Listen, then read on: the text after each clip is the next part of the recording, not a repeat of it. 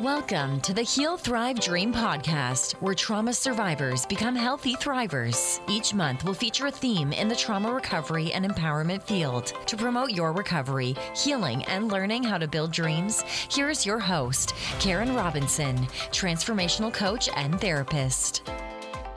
Welcome to the Heal, Thrive, Dream podcast. Today, my guest is a fellow social worker and psychotherapist. Carol Odell is a seasoned psychotherapist, and she has a new book being released called Groomed, a therapist's memoir of trauma.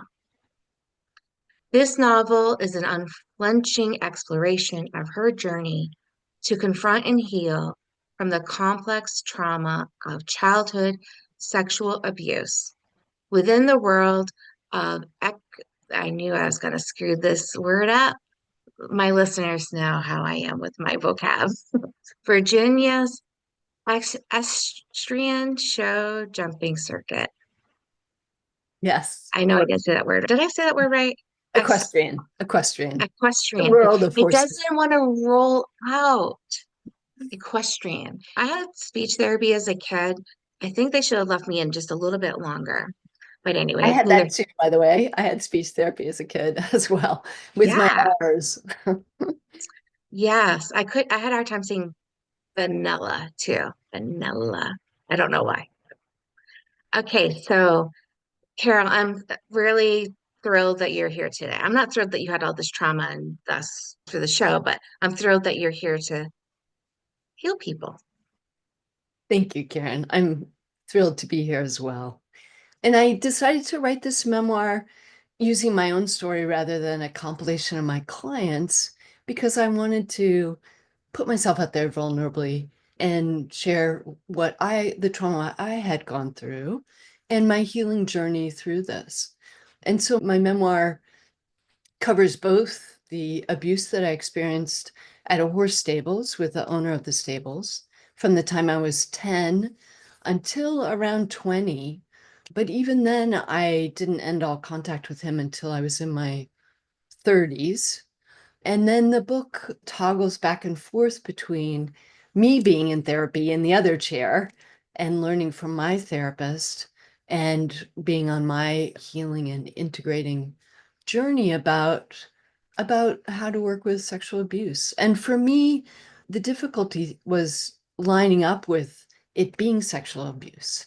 Back then, our definitions were so narrow that it didn't really even fall into that category. My abuse was of forced kissing and grabbing and propositions and bribes and threats around sex, but a lot of sexual jokes and comments about my body and objectification. And we didn't back then define it in that way as abuse. But luckily now the definitions have broadened and it still had impact for me in my present. So that's why I needed to go back and look at it and redefine it, because we can only really heal from what we can name. Oh, that is such a good point. I remember in my bachelor's level social work class, I was taking a class on child abuse, and I thought, well, I know what child abuse is. And then the professor said something about parents watching pornography and trying to get you to watch pornography is sexual abuse. And I went, my father used to do that. And it didn't occur to me that would be sexual abuse. So you're right. What you can name is what you can heal from. Yes. And I just want to add that, can I add that sexual abuse really isn't about sex, it's about power. And Absolutely. It's the power abuse and the betrayal and love abuse. So that's an important distinction. Yes. And I think one of the themes that you teach about in this book is, and this is a word not everybody knows or understands either, is the word grooming. Can you speak a little bit about that?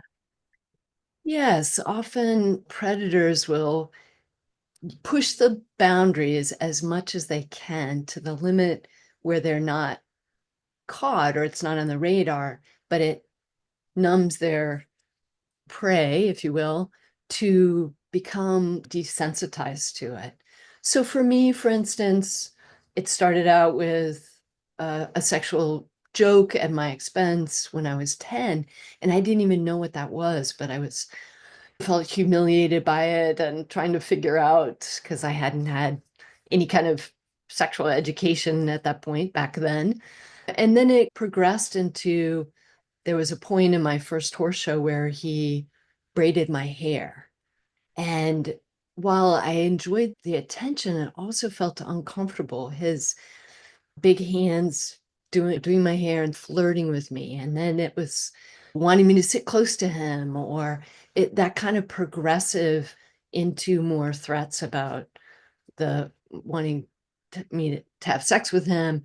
So that kind of progression through the years with a mentor that I adored was very confusing for me and how I was thinking about it, and in my nervous system as well.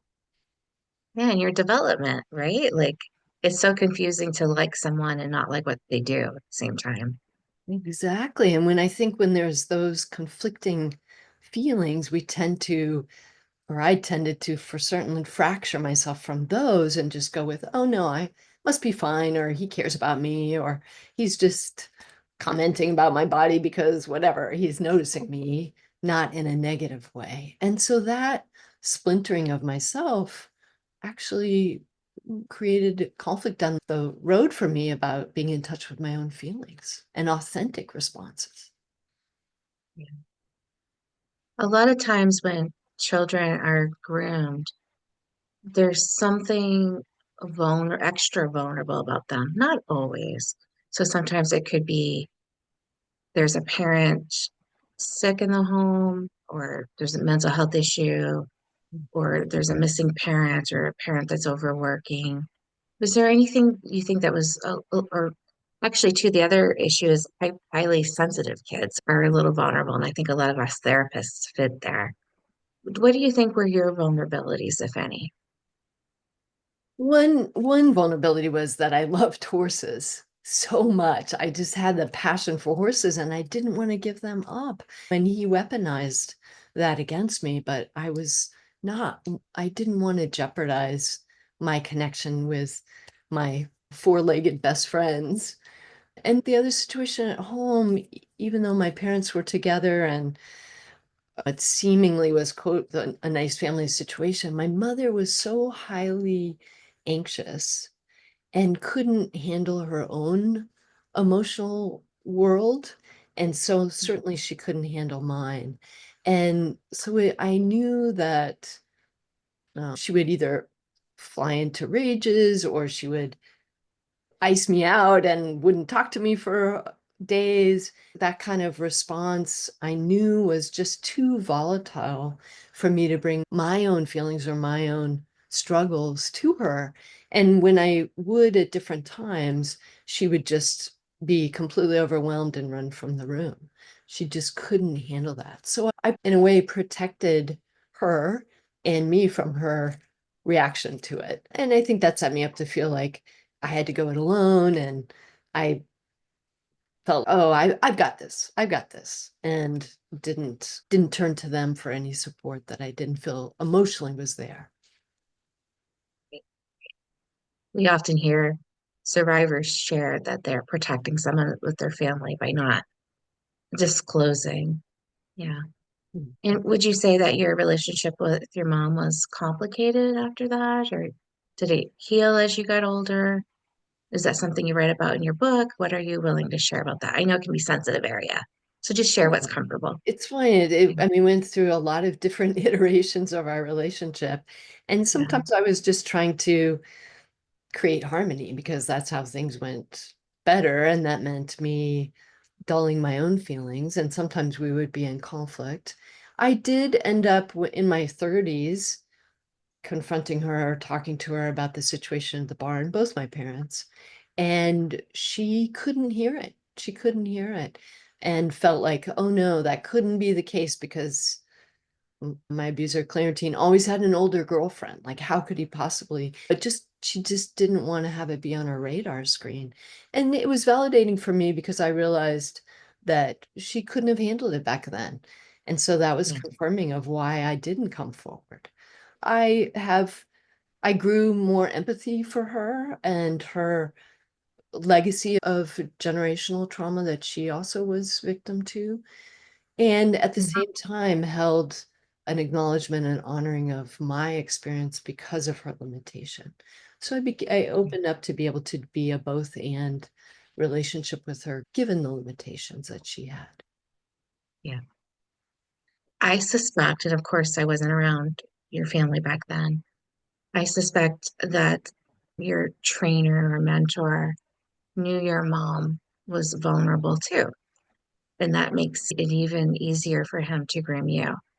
I think perpetrators groom families. I really do. And so whenever he saw her, she must have thought he was the bee's knees, you know? He was so charming to everyone. And I think what you're saying is so important to emphasize the grooming of the community. He was very charismatic. He was Yeah. very friendly, and he would actually come up to our house, which was just up the hill, and do chores for my mother, and she would make Oh, wow. pies for him. And so everyone was caught up in this web of feeling like he was a good mentor for all the girls at the barn, and yet we were all caught up in a taboo of silence because of that. Yeah, I think your intuition protected you too, because if you had come forward, you probably wouldn't have been believed. You probably would have been shamed. Or what did you do? What are you doing? You probably wouldn't have been understood. And especially back then, we were on some level or another felt, oh, those are the girls that ride for him. There was a bit of, I think, blaming us for those situations. And Absolutely. that's a sad orientation that hopefully is changing as we bring our stories forward and add more education and dialogue in the culture around this. Do you think that happening to you is one of the reasons you became a therapist? I think unconsciously, although I'd also always been interested in people and people's stories, and I enjoyed listening to people's stories and trying to figure them out. And I was trying to, of course, figure myself out at the same time. And I have in my extended family, I have mental health issues. There's a thread of that in my larger constellation. So I think all of that contributed to being interested and drawn to this field. Yes. Now, I'm really curious. I'm always super curious about people's healing journeys because they're so vastly different in a lot of ways, and yet there's some similarities. Like a common theme I hear a lot is some sort of meditation tends to really be helpful for people, but not everybody, right? And so Mm. I would love to dig in and hear more about how you went through healing. And it can be spiritually, mentally, physically, relationally, energetically, like whatever comes up for you. I appreciate you just naming some of that because I do think it needs to be holistic and so Yes. multi-pronged, if you will. Yes. And besides getting professional help, which I am biased for from a professional point of view and from my personal experience of how helpful that has been. But also, I would say the other elements for me, one is movement, right? Trauma gets held in our bodies. And so movement is so important. And whether that's for me, I do qigong, I dance, when I'm anxious, I bounce. Even bouncing in place or doing jumping jacks is a way of dispersing energy that starts getting stored up. So and I play sports now. There's a lot of ways that the movement is so important to me. The other thing is community. And that has been healing for me because I think that we mostly are abused in isolation. There's a loneliness or a separation that happens. And so to bring that forward and be with safe people, to build friendships and relationships in all those different ways is incredibly healing. So for me, I have all kinds of communities of people, of activities that I'm engaged in. And that is so valuable to be able to talk with people honestly. And then creativity is another way that I think we can bring back our self-expression through creativity. For me, I belong to a mosaic studio, and it's such a perfect metaphor because it's using different shards of glass and bringing that together into a whole picture. And that is part of my life too, of bringing different pieces and making a different expression that I'm reclaiming for myself. And so that's another way. And then I would say also any kind of rituals. Like for my clients, I encourage them to write letters to their abusers, for instance. Not that they would send, but just as a way of expressing the anger and putting the responsibility back where it belongs.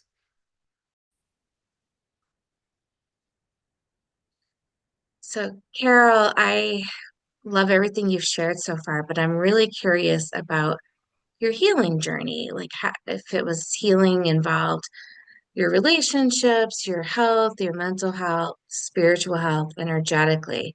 Can you share about what your healing journey has looked like? Yes, and to that point, I really feel like the healing journey is a holistic one and includes all of those different elements that you mentioned. And for me, besides getting professional help, which is my bias personally and professionally, and know that it's been incredibly important in my journey, I also feel like movement is such a key element because body gets stored in our bodies, or trauma gets stored in our bodies, that the movement is so key for expressing ourselves. And for me, that's qigong, dancing, doing jumping jacks. Even when I am stressed at different points, I bounce in place. Anything that discharges the buildup of energy is important for our bodies. And then the other element is community. And because we're often abused in isolation, the healing has to have that element of relationships, friendships, intimate partners, communities of friends, places where we can feel safe, where we can share our stories, not feel alone. That's really an important element and aspect of our holistic healing. And for me, that includes communities of people that I play sports with, for instance, that it's community and movement built together, and different groups of friends, my book group, my bridge group. There's all kinds of ways that I connect with people and find that that's healing for my soul. And then the other aspect is creativity. I belong to a mosaic studio, and I feel like reclaiming our ability to express ourselves in imaginative ways is part of re-healing from trauma. And I love the metaphor of mosaics, which is taking different shards of glass and ceramic and putting them back together into a whole picture. And that feels like it's metaphoric of my life healing with trauma and integrating differently. And then ritual. And for my clients, for instance, often ask them to write letters to their abuser. Not that they would send, but just as a way of expressing their anger, as a way of putting that responsibility back where it belongs, and reading those letters out loud to others in a group setting is incredibly powerful, and finding voice to the trauma. And all of this is really part of, because we do heal holistically. And then I want to say too that we heal in layers. So we take that in pieces. It's over time, and it's not an immediate thing. It's a progression for us. Beautiful. Would you say your healing journey is done, or would you say you're still healing? I think that we're always in process. We're always a work in progress. And For instance, for me, I'm coming back around to being back in touch with horses. And so that's a new thing for me. And even here, I wrote my book and now I'm talking about it. That's another stretch for me. I'm going to be doing an audio book, which is reading it out loud, and that's a whole nother stretch Yeah. and Yes. element of this. But I do feel like it's important that not to feel like, oh, we get over it, like there's an end point, because Right. the trauma will always inform my life, but it doesn't define me, doesn't define us who we are becoming. That's beautiful. Yeah. So after your book, I think it's releasing sometime soon. What's next for you? Like, what other projects will you be doing?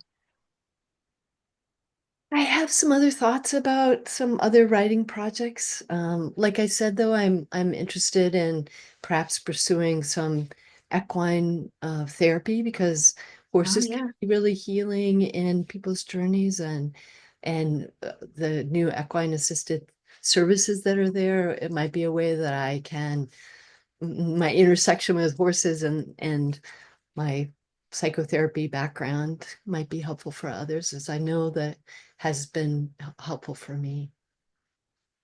Beautiful. Well, Carol, you've been a delight to talk with today. Is there anything else that you feel called to say today? My audience is, you know, complex trauma survivors. Is there anything on your heart that you would like to share with them, other than what you've shared already, of course? Thank you. I want to say that there's a new frame these days, which is post-traumatic growth or post-traumatic joy. And I love that framing. I think it tends, when we think about PTSD or complex trauma, it feels so pathologizing in a way of the Mhm. victims, or feels so pigeonholing us in a certain way. And I like to think about how we grow, how we thrive, how we heal, to how we dream, to your podcast title, which is so beautiful. And that's our growth beyond our traumas. And I just want to maybe end on that notion. Beautiful. Well, thank you again so much. Appreciate you. Thank you. Thank you for listening in today. Please join us next week, same day and time. Also, I would love for you to check out my website, healthrivedream.com.